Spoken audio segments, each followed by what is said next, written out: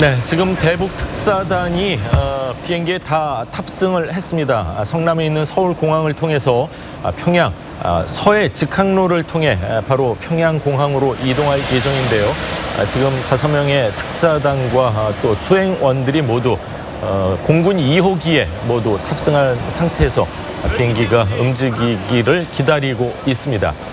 자, 교착 상태에 빠진 이 미북 비핵화 협상, 우리 정부가 중재 역할에 성공할지 관심이 쏠리고 있는데요. 대북 특사단 5명의 특사들이 비행기에 모두 탑승해서 잠시 후 7시 40분쯤 비행기가 움직일 것으로 예상이 됩니다.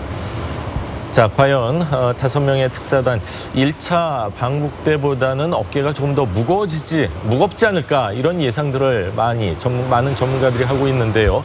자, 관련 내용 전문가 모시고 좀 더 자세히 짚어보도록 하겠습니다. 자, 오늘은 봉영식 연세대 통일연구원 전문연구위원과 함께하도록 하겠습니다. 안녕하십니까? 안녕하세요. 네, 반갑습니다.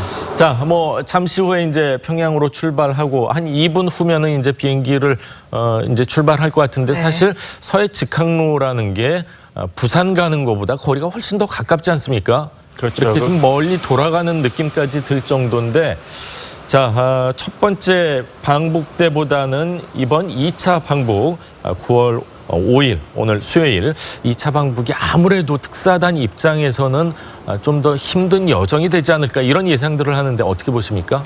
맞습니다. 아무래도 이제 북미 간의 비핵화 협상, 그리고 종전선언 선언에 관한 협상이 교착 상태에 있기 때문에 이 문재인 정부가 주장하고 있는 한반도 운전자론, 중재자론이 이제 테스트를 받게 된 것이죠. 그렇죠. 이전 특사단 방문 때만 하더라도 김정은 위원장이 신년사에서 2018년을 남북관계 변화의 사변적 해를 만들겠다 그랬고, 또 북한과 미국, 또 북한과 한국 간에서도 일정 정도의 이제 물밑 작업이 있었기 때문에 그 결과로 이제 트럼프 대통령이 그렇다면 김정은 위원장과 정상회담을 하겠다, 이런 깜짝 결정까지도 도출해냈고, 그래서 분위기가 좋았죠. 김정은 위원장도 특사단을 4시간 이상 환대했으니까요. 근데 이번에는 이제 실무 위주로 하는 당일 방문으로 계획돼 있습니다. 이것이 지난 특사단 방문에 비해서 지금 사정이 아주 안 좋다는 것을 반증하는 것으로 보입니다. 지금 나가고 있는 화면은 아마 비행기에 탑승하기 직전, 그러니까 지금으로부터 한 10분 전 정도의 조금 전 화면입니다.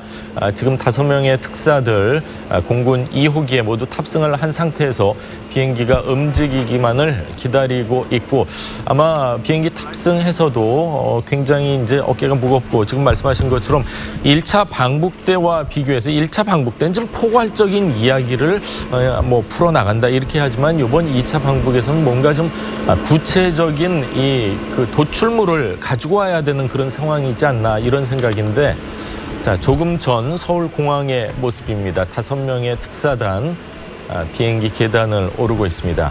네, 제일 앞에 지금 걸어 올라가는 사람이 정의용 국가안보 실장이고요. 서훈 국가정보원장, 천혜성 통일부 차관, 김상균 국가정보원 제2차장, 윤건영 청와대 국정상황실장, 이렇게 우리 대북 특사단은 5명으로 구성돼 있습니다. 지난 6개월 전이죠. 3월 때 1차 대북 특사단과 동일한 멤버로 구성이 돼 있습니다. 정부에서는 그 협상에 계속 동일성을 위해서 이번에 연속성을 위해서요. 같은 멤버로 구성을 했다고 하는데요. 이번에 북한에서는 어떤 인물들이 나올까요? 어떤 인물이 나올 것보다 더 중요한 것은 이제 김정은 위원장의 모습을 보이고 어떤 발언을 할 것인가가 제일 중요하겠죠. 3가지 가능성이 있습니다. 하나는 김정은 위원장이 특사단을 무시하는 것입니다. 만나지 않는 것이죠. 두 번째는 만나더라도 북한이 이제까지 해왔던 발언을 반복하는 경우입니다. 되풀이한다. 종전선언을 먼저 해라. 북한은 할 만큼 다 비핵화 조치를 했는데 이번엔 미국의 차례다. 그렇게 된다면 우리 특사단의 방북 결과도 미국에 전달하는데 꽤 어려움이 있습니다. 세 번째 가능성은 김정은 위원장이 나타나서 잘잘못을 따지기 전에 북한이 통 크게 나가겠다. 왜냐하면 한반도 비핵화와 평화정착은 유훈이기 때문에 그래서 북한이 이러이러한 전향적인 조치를 취할 테니 미국도 거기에 상응하는 준비를 해달라고 전달해달라. 이렇게 된다면 이번 방북은 특사단 방북은 굉장히 큰 성과가 있다고 볼 수 있고 그렇군요. 또 누가 나올 것이라는 질문에 대해서 저는 이제 김영철 그 부위원장을 주목하고 있습니다. 예. 네. 왜냐하면 이제 최고 지도자가 어떤 생각을 하느냐는 사실 누구를 쓰느냐, 누구를 신임하느냐 인사에서 잘 나타나지 않습니까? 예. 예를 들면은 이 문재인 정부가 소득 성장, 소득 주도 성장 정책을 어떻게 할 것인가는 경제 라인에 누가 있는가, 또 앞으로 부동산 정책이 어떻게 되는가는 이제 정부 인사가 어떻게 되는가를 보면은 꽤 잘 알 수 있습니다. 네. 예. 마찬가지로 앞으로 북한이 비핵화에 대해서 어떤 정책을 취할 것이냐는 이제까지 중심 역할을 해왔던 김영철의 역할이 어떻게 되느냐 예. 여기에 달려 있는데 그렇군요. 그 협력안보연구원 원장인 이인배 박사가 지적했듯이 김영철 부위원장은 사실 핵 전문가, 외교 전문가가 아닙니다. 예. 정찰 총국장으로 오래 재직했기 때문에 그렇죠.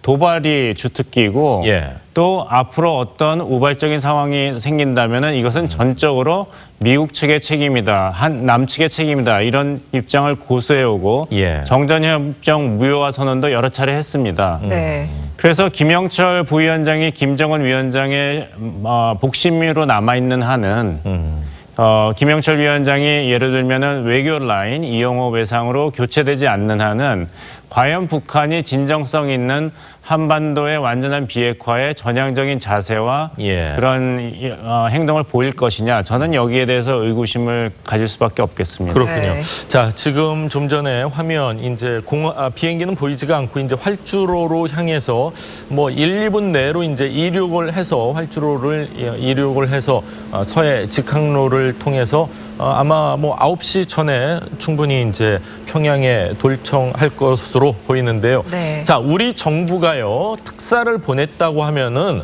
어떤 구체적인 안을 가지고 갔을 거라고 보는데 북한이 받아들일 수 있을 만한 구체적인 안이 뭐가 있을까요? 여러 가지 이제 친서 내용을 제가 본 것은 아니니까 예, 예상을 좀 해보시죠. 예상을 하자면 이제 임종석 비서실장이 이제 인터넷에 올린 메시지를 읽으면은 조금 단초가 보입니다. 뭐냐면은 북한 측에 어떤 뚜렷한 메시지를 전한 것으로 보입니다. 뭐냐면은 냉혹한 외교 현실을 직시해야 되고 미국 없이 진전이 없다. 이 말은 뭐냐면은 한국이 중재자 역할을 하는데도 북한이 미국이 납득할 만한 비핵화 조치를 취하지 않으면 어렵다. 이런 메시지를 전달한 것으로 보입니다. 아마 네. 문재인 대통령의 친서에서도 이런 발언이 뚜렷이 포함됐을 것이라고 생각합니다. 북한의 전향적인 자세를 촉구하는 그런 내용이 있을 것으로 보이고 그래서 북한이 요구하는 선종전 선언과 미국이 요구하는 비핵화 리스트의 제출 사이에서 그 수위를 약간 조정을 하는 그런 중재안을 포함시키면서 예. 만약에 북한이 여기에 이것을 받아들인다면은 이 북한과 미국 간에서 이런 서로의 조건이 교환된 이후에 예. 남북 관계 개선과 경제 협력 차원에서는 좀 더 수준을 높이고 속도를 내겠다. 여기에 대해서 미국의 이해를 구하겠다. 이런 약속을 함으로써 좀 이렇게 당근이랄까요? 북한이 기대할 수 있는 선물의 그런 양을 느려서 제시하는 그런 내용이 아닐까 생각합니다. 네.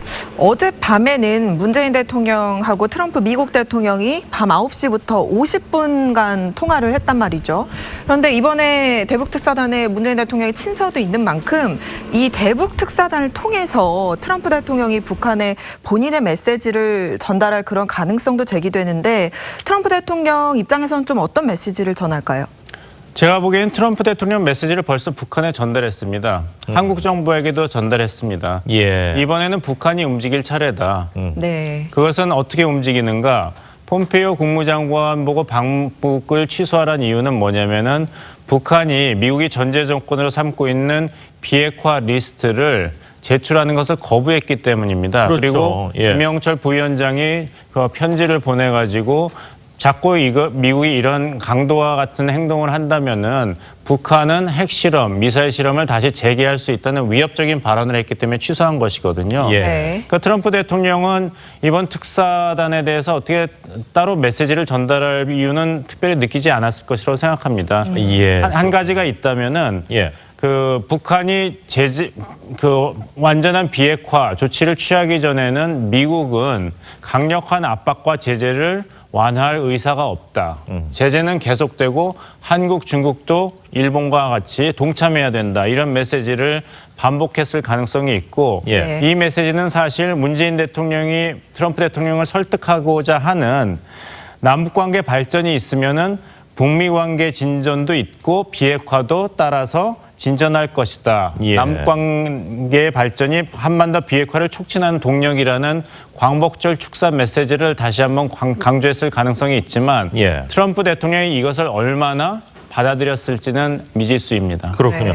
미국의 전직 관리 같은 경우는 이제 한국과 미국 간의 이 틈이 벌어지는 거에 대한 우려의 얘기를 조금씩 이야기를 하고 있는데 사실 이것이 전직 관리로서 하는 얘기라고 보십니까? 아니면은 미국의 정부 얘기라고 보십니까? 지금 비행기가 활주로 평양 순환공항으로 지금 출발을 했습니다. 자, 비행기가 떴는데 2차 방북에서 뭔가 미국도 그렇고요, 북한도 그렇고 대한민국도 그렇고 서로 좀 납득할 만한 이 결과물이 도출되기를 진심으로 기원합니다. 9시 전에 뭐 도착할 것으로 보이는데 자, 이야기를 좀 계속해서 나눠보도록 하겠습니다. 미국 입장에서는 전직 관료 입장에서는 뭐 한미 틈 이야기를 계속하고 있거든요. 그게 그냥 전직 관료로서 얘기하는 겁니까? 아니면 현재 관료들이 직접 얘기하기가 뭐하니까 이렇게 애둘러 표현을 하는 걸로 보십니까? 두 가지 다 가능하다고 봅니다. 왜냐하면 스탠포드 대학교의 이제 일본 전문가인 댄 스나이더 교수가 워싱턴에서 이제 띵크탱크에서 한반도 전문가들 그리고 현재 행정부에서 북한을 담당하고 있는 관리들을 인터뷰하고 글을 쓴 것이 있죠. 거기서 이제 그 미국 조회에서 우려를 하고 있는 것은 한국의 문재인 정부가 아직 북한의 비핵화가 충분히 진전되지 않았음에도 불구하고 너무 서둘러서 독자적으로 남북관계 개선을 주도하고 있다. 개성의 연락사무소 개설이라든지 이런 문제에 대해서 거기에 대한 우려는 그것이 이제 정부 관리든지 아니면 전직 관리의 입장이든지 간에 동일한 목소리를 내고 있다. 이렇게 이야기한 적이 있습니다. 그러니까 이제 문재인 정부는 사실 이제까지 작년 이제 유해 총회 전에 북한이 도발했을 때 트럼프 대통령과 25분간 9월 17일에 통화하면서 이게 취임 후 5번째 전화 통화였는데 더 강력한 대북 제재가 필요하다는 한미 양국의 입장을 재확인하였다. 이렇게 하였고 8월 7일에는 이제 박수현 당시 청와대 대변인이 한미 양국이 긴밀히 공조하면서 국제사회와 협력하여 북한에 대한 최대한 압박과 제재를 가해 북한으로 하여금 핵미사일 프로그램을 포기하는 올바른 선택을 하도록 해야 되는데 공감하였다. 이렇게 확인을 했는데 여기서 벗어나는 이제 어떤 모종의 움직임이 보인다면은 미국으로서는 그 제재가 가장 북한을 비핵화로 이끄는 효과적인 수단이기 때문에 우려를 가질 수밖에 없는 것이죠. 그렇군요. 뭐 갈로치 전 특사 같은 경우도 굉장한 우려를 했고 뭐 전직 뭐 백악관에서 근무를 했었던 뭐 북한 관련 고위 인사들이 계속 한마디씩 하고 있는 그런 상황인 것 같습니다. 지금 보신 저 비행기에 탑승하고 있는 정의용 청와대 국가안보실장이 어제 브리핑을 가졌습니다. 그 브리핑에서 조기 종전 선언의 필요성을 또 한 번 다시 한번 언급을 했는데요. 그 브리핑 내용을 잠시 들어보시겠습니다. 지난 그 4월 27일 남북 정상회담에서도 그 종전 선언을 정전협정 65주년인 올해 안에 이룰 수 있도록 노력하자고 합의한 바 있습니다. 그 합의에 따라서 금년 중에 종전선언이 이루어지도록 계속 노력해 나갈 예정입니다. 네, 종전선언. 한미 정상은요, 유엔 총회에서 별도의 정상회담을 갖기로 지금 되어 있는 상황인데 그 정상회담에서 이 조기 종전 선언 가능성이 이뤄질 가능성은 조금 있다고 봐야 될까요? 조금 있다고 말씀드릴 수밖에 없습니다. 왜냐하면 그때 이제 한미 정상이 종전 선언을 하거나 아니면 종전 선언에 합의할 가능성은 사실 일본 특사단에게 김정은 위원장이 어떤 비핵화 메시지를 약속하느냐에 달려 있는 것이거든요. 그러니까 예를 들면은 핵 물질의 조기 반출, 존 볼턴 안보 보좌관이 이야기하듯이 한국 정부가 약속한 판문점 선언에서 김정은 위원장이 이야기했다고 한국 정부가 미국 정부한테 전달한 대로 6개월에서 8개월 사이에 60%에서 70% 핵물질을 외부에 반출하겠다는 약속을 하고 그것을 실행하기 시작한다면 시간이 좀 촉박합니다마는 유엔 총회에서 한미 양국이 종전선언을 연내하겠다고 합의를 하고 공표할 가능성이 있습니다. 그렇지만 이번 특사단 방문에도 아까 말씀드렸다시피 김정은 위원장이 보이지 않거나 아니면 예전에 그런 메시지를 반복한다면 미국 입장에서는 종전선언이라는 것을 줄 이유가 약한 것이죠. 그렇군요. 자, 다른 얘기를 좀 해보겠습니다. 중국이요, 북한 구구절 행사에 조금 전까지만 해도 사실 시진핑 주석이 가는 거 아니냐 이런 얘기가 나왔었는데 리잔수 전대위 상임위원장, 물론 서열 3위라고 하지만 북한 입장에서는 뭔가 크게 기대를 하고 있었는데 조금 실망감이 분명히 들 수 있는 이런 상황이거든요. 중국도 뭐 미국의 눈치를 안 볼래 안 볼 수도 없고 뭐 무역 전쟁도 해야 되고 북한과의 이런 뭐 지렛대도 사용을 해야 되고 좀 눈치를 보는 걸로 봐도 맞습니까? 맞습니다. 시진핑 주석에게 가장 중요한 나라는 북한이 아니라 중국이죠. 그러니까 중국의 이익을 가장 우선시하는 건 당연합니다. 지금 상태에서 가장 중요한 것은 미중 무역 전쟁을 잘 마무리하는 것입니다. 그렇죠. 근데 이제 트럼프 대통령이 이후 여야를 막론하고 북한의 비핵화가 더딘 것은 미중 무역 분쟁이 끝나지 않았고 중국이 북한 뒤에서 조정하고 있는 것이다. 이렇게 이야기했지 않습니까? 계속 중국 탓을 하고 있죠. 중국 입장에서는 억울하다. 어떻게 이렇게 연관성이 없는 것을 연결해서 우리를 비판하는가. 책임 전가다. 이렇게 하지만 미국이 그렇게 얘기하고 있기 때문에 만약 구구절 행사에서 국가 최고 지도자가 참석을 한다면은 트럼프 대통령 입장에서는 이거 봐라. 내가 얘기하지 않았냐. 이렇게 미국이 쳐놓은 덫에 걸어 들어가게 되는 것입니다. 그래서 이제 중국 입장에서는 적어도 무역 전쟁이 마무리되기 전까지는 북한 비핵화에 대한 또 한반도 평화 체제 구축에 대해서 중국의 개입 여부를 조심해서 조정할 이유가 있습니다. 그렇군요. 봉 박사님이 보실 때 중국 입장에서 사실 진짜 옳은 부분이 있습니까? 아니면 미국이 얘기하는 부분이 거의 다 맞다고 보십니까? 중국도 한반도 비핵화에 대해서는 이제 진정한 그 국가 이익이 있습니다. 왜냐하면 한반도에서 그 핵 확산이 된다면 중국도 굉장한 국가 위협을 받기 때문에 하지만 또 중국 입장에서는 동북아시아에서의 그 미국 군사력이 너무 확장되는 것도 걱정을 해야 되고 북한 정권의 갑작스러운 붕괴도 우려를 해야 되기 때문에 여러 가지 다 국가 이익을 조합해야 되는 이제 고충이 있습니다. 사실 근데 이번 중국 입장에서는 이런 식으로 시진핑 주석이 북한에 가지 않게 된 것을 사실 내심 환영할 이유도 충분합니다. 자, 두 번째로 가는 특사단 좋은 결과물을 얻어오기를 오늘 밤 아마 늦지막하게 서울 공항에 다시 도착할 예정인 것으로 알고 있는데 좋은 결과물을 가지고 돌아오기를 간절히 기대해 보겠습니다. 자, 봉영식 박사님 말씀은 오늘 여기까지 듣겠습니다. 감사합니다. 감사합니다.